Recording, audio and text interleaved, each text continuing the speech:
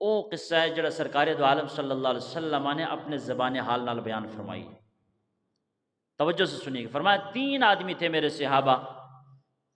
ممن کان قبلکم، تھے تم سے پہلے ادوار کے، پہلی امتوں کے 3 آدمی تھے، ان کا واقعہ سرکار نے سنایا اپنے غلاموں کو، اور اعمال میں خلوص کی طرف رغبت دلاتے ہوئے، ترغیب دلاتے ہوئے یہ واقعہ پچھلے لوگوں کا سنایا۔ فرمایا 3 آدمی نکلے سفر پہ جو تم سے پہلے ادوار کے تھے،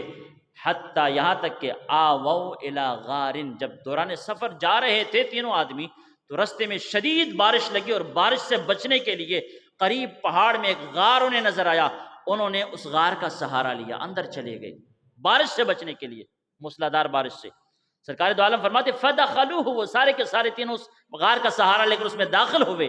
فانحدرت صخرۃ من الجبل،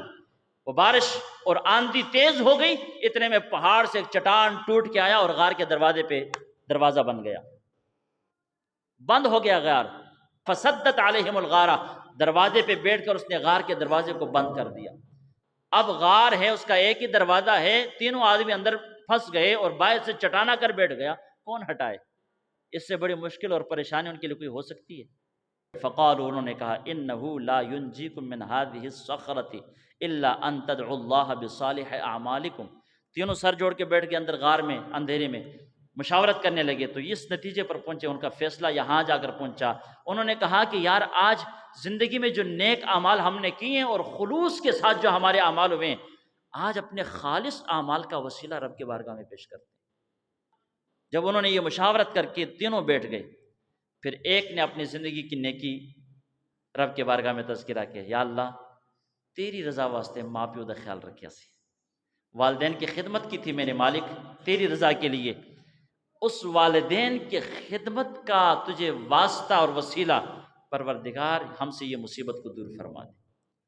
دوسرا اس نے دستے سوال پھیلایا بارگاہ خداوندی میں، اس نے کہا یا اللہ فقط تیری رضا کے لیے میں زنا سے بچا تھا، اللہ میری اس عمل کا وسیلہ اس مصیبت کو ہم سے دور فرما دے۔ تیسرے نے سوال کیا، اس نے کہا یا اللہ میں تیری رضا کی خاطر لوگوں کا امین تھا، امانتیں لوگ میرے پاس رکھا کرتے تھے، دیانتدار تھا،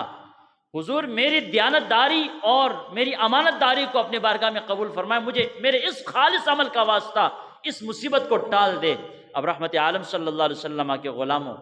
رب نے کیا فیصلہ کیا؟ تینوں نے اپنے ایک ایک عمل خالص اللہ کے بارگاہ میں اس کا وسیلہ دے کر دعا کی۔ فرماتے ہیں سرکار دو عالم، ایک نے دعا کی، چٹان تھوڑا پیچھے ہٹا، دوسرے نے دعا کی اور پیچھے ہٹا،